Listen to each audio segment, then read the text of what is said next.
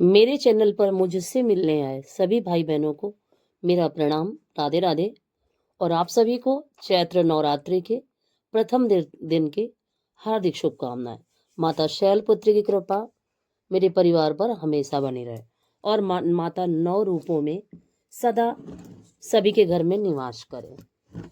माँ एक शक्ति स्वरूपा मैया का जो स्वरूप है उसकी हमें हमेशा साधना करनी चाहिए, पूजा करनी चाहिए, अर्चना करनी चाहिए, प्रार्थना करनी चाहिए।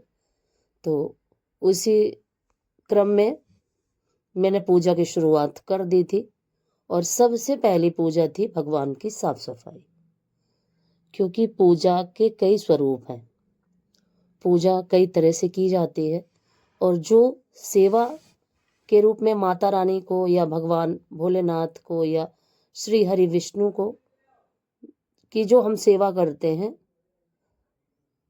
वो भी एक पूजा है। तो सबसे बड़ी पूजा होती है, सबसे बड़ा जो पूजा है वो है अपना कर्म। तो अपने कर्म के द्वारा ईश्वर की सेवा करना हमारा परम कर्तव्य है। उसी क्रम में मैंने शुरुआत करी थी भगवान के साफ सफाई की और सारे बर्तनों को सिंहासन सारे साफ करने थे मुझे। तो ये अमावस्या का दिन का वीडियो है, कल का ही यानी कि, और ये दोपहर का समय था। भगवान की अलमारी की सफाई मैंने कर दी थी, सारे कपड़े वगैरह धुल दिए थे और उसका वीडियो मैं फिर बाद में डालूंगी, क्योंकि क्या था कि कुछ वीडियो काफ़ी बड़ा हो रहा था, इसलिए मैंने इसको कट कर दिया है। और फिर मैं आ चुकी थी इन बर्तनों को साफ करने की, बर्तन साफ करूंगी और सारे सिंहासन साफ करूंगी। तो उसके लिए मैंने ले लिया है सिरके वाला आम का अचार, और ये मेरे पास पुराना रखा हुआ था, मैं इसी से धुलती हूँ बर्तन। भगवान के पूजा के जो भी बर्तन होते हैं मैं इसी से ही धुलती हूँ, और मैं किसी चीज़ का पीताम्बरी वगैरह का किसी चीज़ का इस्तेमाल नहीं करती हूँ, क्योंकि इससे बहुत अच्छे से साफ़ हो जाता है। हाँ, बस इतना है कि साफ़ तो हो जाता है, पर लोटे वगैरह में जैसे ही पानी फिर से पड़ता है तो उसमें फिर दाग धब्बे आ जाते हैं, बस इतनी ही कमी है। लेकिन क्या है कि मैं हमेशा जब अचार से ही करती आ रही हूँ साफ़ सफाई, तो इसी से करती हूँ और इसके बाद फिर सर्फ से या साबुन से इसको अच्छे से साफ़ कर देती हूँ और बर्तन मेरे सारे साफ़ हो जाते हैं। तो पूजा की शुरुआत मेरी हो चुकी थी कल से ही, अमावस्या वाले दिन से ही। और काफ़ी समय लगता है पूजा घर की साफ़ सफाई करने में। और ये देखिए कुछ इस तरीके से सारे बर्तन मेरे साफ़ हो चुके थे, बिल्कुल साफ़ सुथरे और बहुत अच्छे से साफ़ हो जाते हैं। ये देखिए सारा बर्तन साफ़ हो चुका था। ये देखिए धूप बत्ती रखने के लिए जो स्टैंड मैं लाई थी ऋषिकेश से, वो अभी भी मैं यूज़ कर रही हूँ, काफ़ी अच्छे निकले। और अब था ये शाम का समय, शाम का समय आ चुका था और दिया बाती मेरा हो चुका था। अब बारी थी, क्योंकि सुबह मैंने सारी साफ सफाई करी थी, तो सारे भगवान जी को ऐसे ही बिठा रखा था, बिना सिंहासन के, बिना किसी चीज़ के। तो धीरे धीरे एक एक सिंहासन में जो कब मैं बिछाती हूँ, बिछा के और भगवान जी को बिठाऊंगी। और इस क्रम में काफ़ी समय लगा और ये करते करते आप ये मानो कि मुझे काफ़ी रात हो चुकी थी। और एक एक दिन जैसे ही करीब आता है पूजा का माता रानी की, तो बस मुझे ये लगा करता है कि ईश्वर पहले जैसी शक्ति दे दे मुझे, और मैं जिस तरह से पहले भगवान का पूजा पाठ किया करती थी उसी तरह से करने लगूं। मन काफ़ी दुखी था, क्योंकि जिस तरह से पहले किया करती थी उस तरह का अब शरीर नहीं बचा है, शरीर काफ़ी बिगड़ चुका है। लेकिन फिर भी एक मन में एक उम्मीद जैसी थी कि कर पाऊंगी कि नहीं कर पाऊंगी। फिर सोचा कि माता रानी की अगर इच्छा होगी तो ज़रूर कर पाऊंगी। फिर मंदिर जा पाऊंगी डेली कि नहीं जा पाऊंगी। और ये देखिए फाइनली सिंहासन वगैरह मैंने सारे व्यवस्थित कर दिए थे। और अब आपको दिखाती हूँ जो कुछ पूजा का सामान मैं लेके आई थी। ये देखिए बत्तियां हैं, और ये मैं रुई लाई थी, और ये चंदन, अष्टगंध चंदन और सिंदूर था जो मैंने मंगाया था। मैं नहीं लाई थी, ये चित्रकूट से आया था। दिखाती हूँ आपको। तो अष्टगंध चंदन का ही यूज़ मैं करती हूँ और ये मुझे सबसे अच्छा लगता है। और उसके बाद आपको दिखाती हूँ, मैं माता रानी के लिए हर एक दिन के लिए अलग अलग पोशाक लेके आई हूँ। तो देखिए इसमें तो कुछ साफ नहीं दिखाई पड़ रहा है मुझे, ये उस समय लग रहा था कि अच्छा करीब से, क्योंकि जब तक करीब से वीडियो न बनाओ। और ये पोशाकें बहुत सुंदर हैं, दूर से तो इस तरह से लग रही है, लेकिन पास से आप देखोगे तो बहुत ही प्यारा ड्रेस है। हर एक ड्रेस माता रानी का बहुत प्यारा था और हर कलर का मैंने अलग अलग कलर का चूज करके लिया था। और काफ़ी समय से, ये देखिए, काफ़ी समय से माता रानी की सेवा, काफ़ी बचपन से ही मुझे काफ़ी शौक था माता रानी की सेवा करने का, नवरात्रे रहने का, माता रानी का पाठ करने का। लेकिन अब वो चीज़ें मैं कर नहीं पाती हूँ और काफ़ी दुख होता है मुझे इन चीज़ों का कि अब कभी ऐसा समय नहीं आएगा कि मैं पहले के जैसे कर सकती हूँ।